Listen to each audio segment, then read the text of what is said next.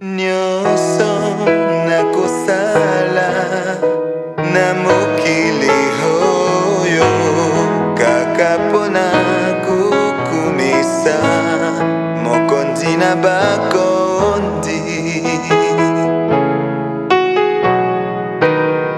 Nyonso nga nakosala na mokili oyo kaka mpona kokumisa mokonzi na bakondi. Ye abongi na lokumu mpona nyonso asaleli ngai,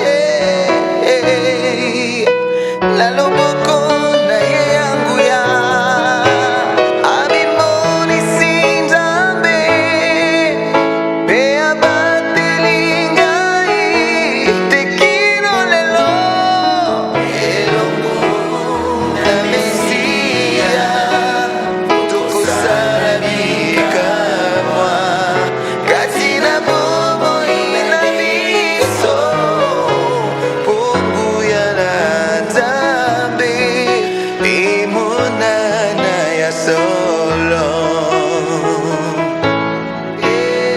Tika tomipesa na mabondeli ya solo kati na bomoi na biso nguya na Nzambe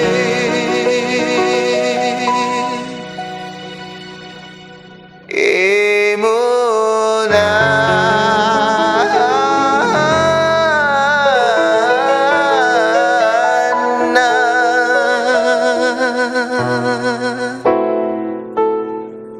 Ibe